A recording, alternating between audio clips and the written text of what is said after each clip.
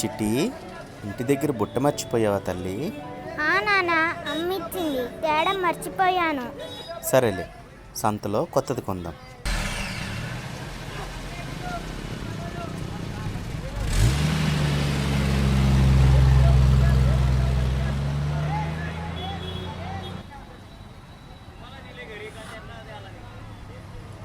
Sir, ఇక్కడ ఇంత జనాభా ఉన్నారేంటి?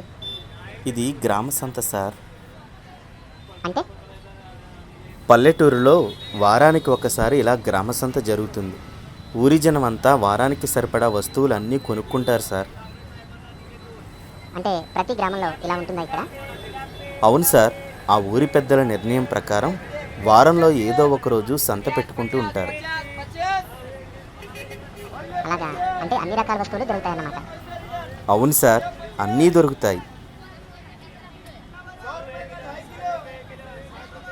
ఇంతకీ మీరెవరు సార్? నేను ఫుడ్ హంటర్. వివిధ ప్రదేశాలు తిరుగుతూ అక్కడ ఆహార అలవాట్లు, సంప్రదాయాలు అన్నీ తెలుసుకుంటూ ఉంటాను. మాది ఈ దేశం కాదు, మీ ఊరి సంప్రదాయాలు కూడా తెలుసుకోవాలనుకుంటున్నాను. అలాగా సార్, మరి మరో 2 రోజుల్లో మా ఊరిలో జాతర జరుగుతుంది. చూసి వెళ్ళండి సార్. అంతవరకు మీకు అభ్యంతరం లేకపోతే మా ఇంట్లో ఉండండి సార్. తప్పకుండా ఉంటాను. ఇంతకీ మీ పేరు? పెద్దిరాజు సార్. మీ అమ్మాయి పెద్దిరాజు గారు? అవును సార్, మా అమ్మాయి చిట్టి. హాయ్ చిట్టి. Hi uncle. సార్, మీరు కూడా రండి, సంత చూద్దాం.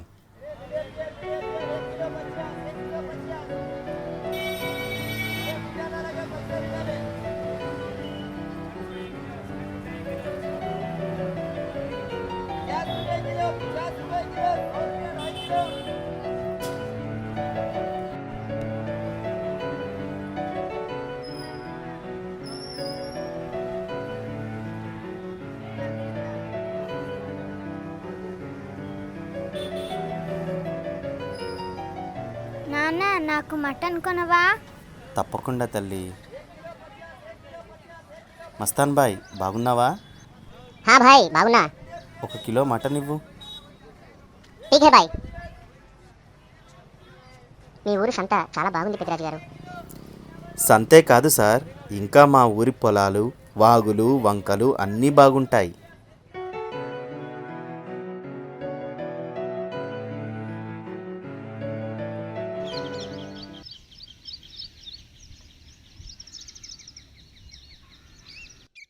జానకి, జానకి, ఏమండి, వస్తున్నా.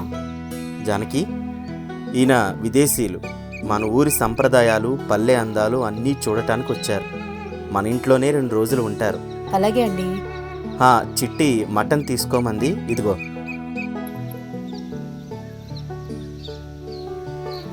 చిట్టి, కర్రీ చేయమంటావా, బిర్యానీ చేయమంటావా? కర్రీ వద్దు, బిర్యానీ చెయ్యమ్మా. సరే తల్లి.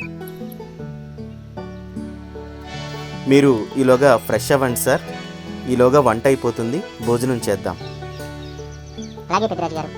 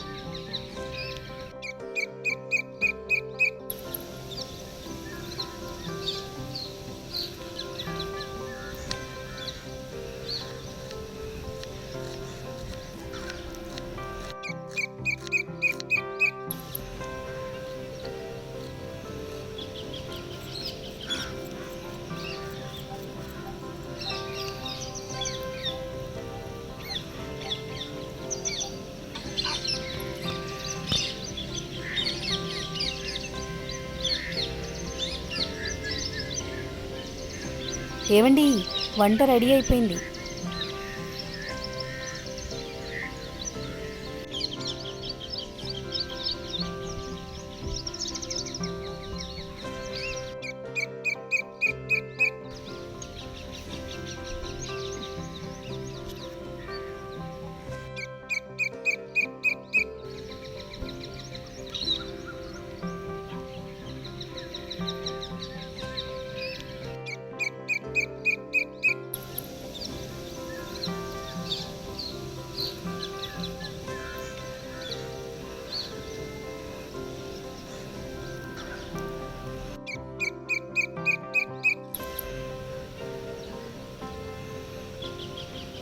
పెద్దిరాజు గారు, మీరు, మీ ఇల్లు, సిస్టర్, చిట్టి అంతా కూడా చాలా బాగుంది. నా లైఫ్లో మర్చిపోలేను పెద్దిరాజు గారు. సార్, మేమే కాదు, మా పల్లె అందాలు ఇంకా బాగుంటాయి. మీరే చూస్తారుగా. తప్పకుండా.